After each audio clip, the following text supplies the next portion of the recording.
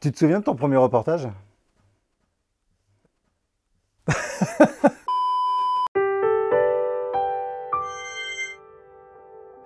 Oui, ça remonte à loin, Pierre, comme tu peux le voir.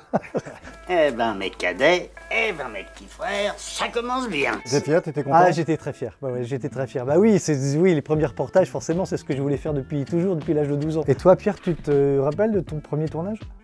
Ah oui, complètement. Complètement, j'étais encore étudiant dans une école de journalisme et j'ai réussi à intéresser le plus grand quotidien français quand même, Ouest France, et ils ont publié mon article. J'avais vraiment une joie profonde et je me suis vite rendu compte que l'information, ben, elle est d'abord locale. L'information a énormément changé, elle a considérablement changé, tout a changé en fait. Et je me rappelle d'ailleurs d'un échange avec un ancien ami, rédacteur en chef de Radio France, qui m'expliquait en quoi ça avait été, le métier était totalement bouleversé. En fait, ça a changé avec l'argent qui est arrivé dans les médias, la numérisation évidemment, et ça a provoqué notamment l'effondrement de la presse écrite. On a une privatisation de l'info à travers la privatisation des chaînes. Et du coup, ben, les gens ont été privés d'infos. C'est aussi simple que ça. Il y a eu une uniformité, de uniformisation de l'information qui fait que quand vous allez regarder sur TF1, France 2, France 3, vous écoutez France Info, vous avez toujours les mêmes mots, le même langage et surtout les mêmes infos.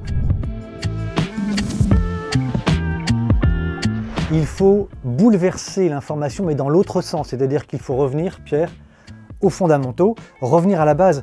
Le journaliste, c'est quoi? Ça doit d'abord être un témoin. Un témoin, il doit aller sur le terrain, rapporter l'info, la diffuser, la vérifier bien évidemment, mais être un témoin, c'est ce que je dis souvent. Qu'est-ce qu'un journaliste? C'est être un témoin avant tout, avant toute chose.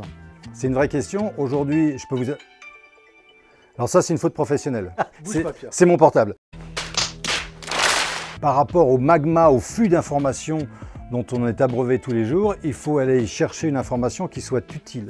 Je dis bien utile, une information constructive et qui permet de se dire, bah tiens, on pourrait envisager des solutions. Par exemple, il y a des informations qui sont utiles mais qui sont également terrifiantes. Mais si cette information terrifiante qui est révélée dans une nouvelle agence de presse citoyenne et qui va permettre de trouver des solutions à ce fléau, ben là, on se sent utile. Et ce qui me plaît, c'est que des journalistes comme toi, comme d'autres personnes qui nous ont rejoints, qui ont 30 ans de métier, ben, vont mettre toutes leurs compétences, tout leur savoir-faire au service des citoyens reporters qui vont nous donner une information qu'on va vérifier, qu'on va publier et qui peut-être demain sera sur une chaîne de télévision, sur une radio et sur un magazine gratuit de presse écrite. Ce que je voudrais dire en un seul mot, Pierre, c'est non pas se servir des gens pour les informer, mais informer les gens pour les servir. C'est-à-dire renverser les choses. Et ça c'est du teaser. Pourquoi Citizen? Bah c'est juste pour être logique. À la base de l'information, c'est le local, c'est le citoyen. Et light, c'est light comme la lumière. Et disons que bah, ça fait du bien la lumière quand même. Hein, la vitamine D que certains médecins redécouvrent aujourd'hui sur les plateaux télé, bah, la vitamine D, moi j'en prends. On veut rééclairer l'information, c'est un peu ça. Et c'est à vous de jouer maintenant, hein. Donc envoyez-nous vos infos. Hey, bon, ça, Marc, tu penses que... Là, il y a quand même 35 ans de métier, mes enfants.